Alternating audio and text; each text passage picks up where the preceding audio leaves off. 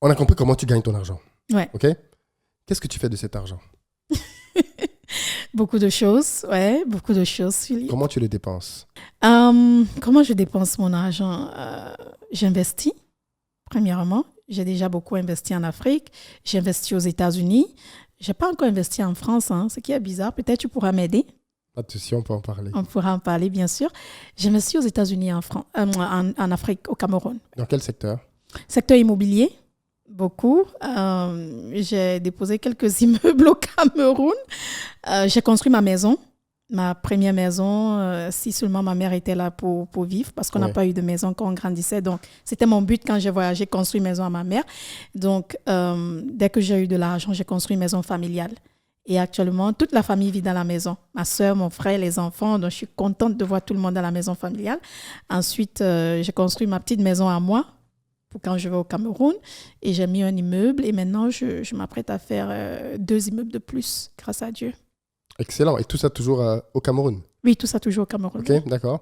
Donc, tu réinvestis beaucoup ton argent dans l'immobilier? Oui. Au Cameroun? Oui. Aux États-Unis, tu réinvestis aussi dans l'immobilier, c'est ça? Même chose, oui. Aux États-Unis, j'ai acheté beaucoup de terrains. J'en ai environ 6. Parce que les terrains, pour moi, aux États-Unis, ont plus de valeur et tout. Et je suis en train de vouloir acheter un immeuble où je pourrais louer, genre à la banque ou à différentes sociétés qui vont venir louer et tout, mais beaucoup plus les terrains, oui. OK, donc une partie de ton argent et une bonne partie, parce que vu ce que tu dis, c'est quand même des investissements non négligeables. Mm-hmm. Tu les mets dans la pierre. En fait, en gros, tu investis pour acheter de l'immobilier, pour ainsi de suite. Et le reste, qu'est-ce que tu en fais? Est-ce que comment tu te fais plaisir aussi avec cet argent? Le reste... Quel est ton train de vie? J'ai un train de vie très simple. J'ai grandi dans une famille où c'était très difficile de trouver à manger.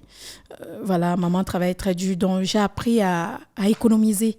J'économise beaucoup, mais j'essaie de donner à mes enfants ce que je n'ai pas pu avoir. Donc, je peux dire le reste, mes enfants, ils sont gâtés. Ils sont gâtés et tout. Et j'ai décidé de construire ma maison. J'ai jamais parlé de ça. J'ai décidé de construire ma maison aux États-Unis. C'était très bizarre parce qu'aux États-Unis, même ici en Europe, les gens ont tendance à acheter des maisons. Tout à fait. Prendre le prêt à la banque et acheter la maison. Et j'ai fait une folie. J'ai décidé de construire cash. Ma maison m'a coûté 1,5 million de dollars. Elle est construite déjà? Elle est finie. Ah, tu vis dedans déjà? Oui, j'entre le 30 mai. Ah, donc ça va être ton nouveau setup. C'est-à-dire les gens vont découvrir ça bientôt. Oui, les gens vont découvrir avant que la vidéo ne soit dehors. Oui, effectivement. Je t'enverrai des photos. Oui, bien sûr. Ah, mais félicitations. Merci. Alors, pourquoi tu mets autant d'argent dans une maison? 1 million? Parce qu'aux États-Unis, les maisons ne sont pas moins chères. Donc, ce qui s'est passé, c'est quoi? C'est que quand j'ai abandonné le travail, on a voulu acheter une maison. Bon, ils m'ont dit, ma société doit avoir 5 ans d'âge pour que je puisse être dans le même crédit avec mon mari pour acheter une maison. Mon mari pouvait acheter la maison seul, mais il nous donnait un crédit de 400 000 $. Mais on voulait une maison de 600 000 ou 700 000 $. Parce que ça faisait longtemps, on n'avait pas de maison, on voulait se faire plaisir. Et du coup, ils ont dit, ils peuvent donner 400 000 $ à mon mari, mais si nous sommes ensemble, ils peuvent donner les 600, 700 000. Mais seulement, ma société doit avoir 5 ans d'âge. Et ça m'a tellement énervée. Je dis, mais la société a 2 ans. Vous voulez que j'attende 5 ans? Vous voulez quel genre de preuve? La société fait de l'argent. On a l'argent en banque. Qu'est-ce que vous voulez? Mais c'est le système américain. Donc, du coup, un jour... Il faut avoir une historique de crédit. Voilà, une historique de crédit. Un jour, on regardait les maisons, on conduisait, on regardait les maisons parce que je me dis, quand tu regardes, tu réalises. Donc, c'est ce que je fais souvent. Je regarde, je conduis avec mon mari, on regarde. Et j'ai vu des terrains à vendre. Je dis, regarde le terrain là. On regarde, je vois à vendre. Et dans le même camp où il y avait des terrains à vendre, j'ai 3 terrains. Ok, donc tu as pris plusieurs lots. Ouais, j'ai pris plusieurs lots. Je ne veux pas le voisin en face de moi. Donc, j'ai vu les terrains à vendre. J'ai vu le premier qui m'a plu. On a appelé, personne n'a pris. On a appelé notre agent immobilier, on a donné l'adresse et le numéro. Il a appelé, ils ont pris. Et ça appartenait à un député, un maire d'Atlanta et tout. Et il a accepté de vendre. Il nous a vendu le terrain. Il a dit le terrain était à 100 000 $, mais si on l'achetait en espèces, c'était à 80 000 $. On a acheté en espèces. Direct, on a eu le terrain. On a commencé à construire. Ça fait 1 an, on a commencé, 9 mois, on a commencé à construire parce qu'on a attendu d'abord pour avoir de l'argent. Alors, pour construire, tu prends aussi le prêt à la banque. Nous sommes allés à la banque, on a demandé le prêt pour construire. Encore, la société n'avait pas encore 5, elle aura 5 ans en novembre qui arrive là, novembre 2023, elle aura 5 ans. Ils disent, votre société n'a pas encore 5 ans, on ne peut pas vous donner le prêt parce que je demandais le prêt de 800 000 cette fois-ci pour construire ma maison de rêve. Pour moi, c'est ma maison de rêve. Ils disent, vous devrez attendre. J'ai dit, mais je suis dans la même petite maison que je suis depuis 2016. Vous me dites d'attendre. Moi, je veux ma maison. J'ai appelé mon mari. J'ai dit, tu sais quoi, on va construire cette maison cash. Il me dit, tu es folle? J'ai dit, on va construire ça cash. Il me dit, ça c'est une folie. Tu peux mettre autant d'argent dans une maison et tout. J'ai dit, moi, dans mon pays, en Afrique, ce que tu nous disais de ne pas faire hier, là, c'est ce que j'ai fait. Dans mon pays, en Afrique, on construit avec l'argent. On va construire cash. Et je me suis lancée dans cette folie, un délire. Un délire. Et voilà, on a appelé... 1,5 million de dollars de cash mis dans une maison, c'est énormissime. Elle a 7 chambres. Énormissime, ouais. Elle a 7 chambres. Elle a un théâtre. Elle a tout. Une piscine, elle a tout. Tout. Bah, on s'est lancé, on a appelé un ingénieur, on a appelé des gens, ils ont fait le plan et tout. Ils ont fait le premier plan. C'était trop cher. J'ai dit, c'est trop cher. Ramené. Ils ont fait le deuxième plan. Ma maison, au fait, était à 800 000 dollars au départ. Mais chez nous, aux États-Unis, c'est bizarre. Si tu veux qu'on finisse ton sous-sol, parce qu'on peut te faire la maison, mais le sous-sol n'est pas fini. Les Américains comprendront de quoi est-ce que je parle. Maintenant, pour finir le sous-sol, on me dit 150 000 dollars. J'ai dit, mais comment je vais avoir la maison, le sous-sol n'est pas fini? Il faut finir le sous-sol. Ils ont fini 150 000 dollars. Ça fait dans 950 000, n'est-ce pas? Oui.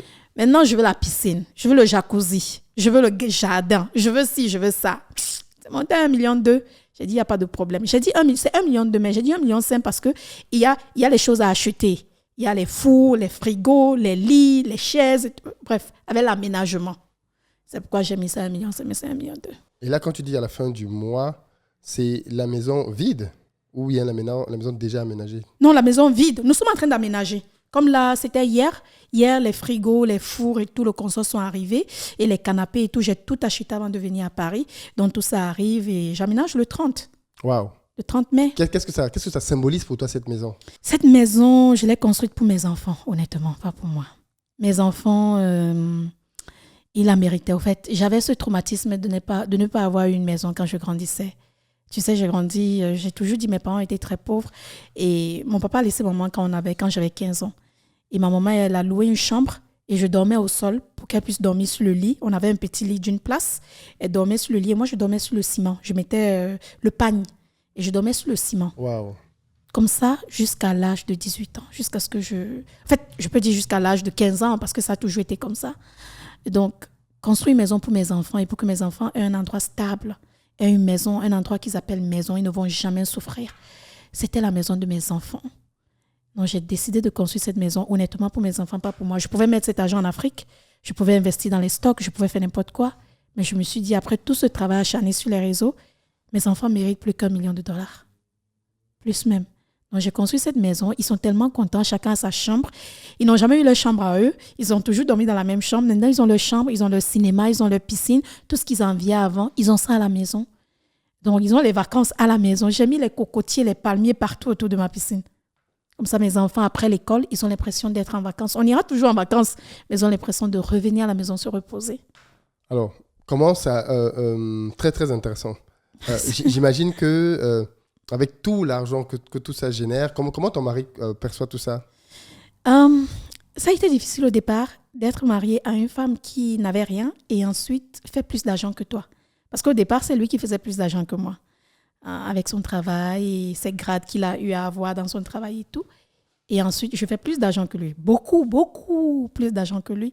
Ça a été difficile. Il y a eu ce complexe d'ego. Ce problème d'ego, d'homme et tout, tu vois, et tout. Mais c'était à moi, en tant que femme, de le rassurer. Tu vois, c'est pas parce que tu as l'argent que tu changes ou tu veux commander ton mari. Non, même avec l'argent que je fais, je suis toujours sa femme, je lave toujours ses habits, je fais toujours la cuisine. Chaque fois qu'il est un peu frustré, je le rassure. Écoute, je suis ta femme. L'argent n'a rien à voir. C'est pour nous, c'est pour nos enfants, c'est pour qu'on investisse. Ça n'a rien à voir. Mais il avait ce petit problème, surtout moi sur les réseaux. Plusieurs fois, il m'a dit, il faut quitter les réseaux. Il est temps de quitter les réseaux. J'ai dit, mon père, là, on aura un problème. On parle de ma vie. Je ne suis pas venue au front souffrir. Ouais. Donc, voilà. Et donc, littéralement, petit qu'Internet a changé ta vie? Qui? Internet. Internet, oui.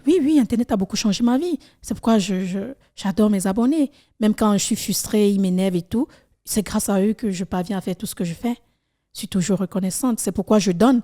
C'est pourquoi même dans mon académie, je partage tout ce que je sais faire, toutes mes stratégies, comment je vends. Mais les élèves qui viendront voir ta vidéo pourront te dire sous les commentaires. Je ne cache, je ne retiens absolument rien. Chaque stratégie que j'utilise, je peux aller dans mon académie, je dis aujourd'hui, voici ce que je vais faire pour les ventes de ce week-end et je vais le faire et je leur montre. Excellent. Parce que pour moi, quand tu donnes ce que tu as reçu, tu reçois encore plus. Pour moi, c'est ça la loi de l'univers, au fait. Il faut apprendre à donner ce qu'on a reçu. Parce que si tu reçois, tu ne donnes pas, comment tu veux que l'univers continue à te bénir? Donc, du coup, j'essaye de donner un retour. Ce n'est pas seulement les informations que je donne. J'ai organisé les 1 an de mon académie ici à Paris, il y a le 25 mars passé, et j'ai donné des bourses à mes élèves où j'ai donné de l'argent. À la fin de ce mois, elles ont un examen où je vais encore les aider financièrement. Donc, je suis toujours en train de donner pour essayer de les aider parce que je sais qu'elles ont toujours été là pour moi.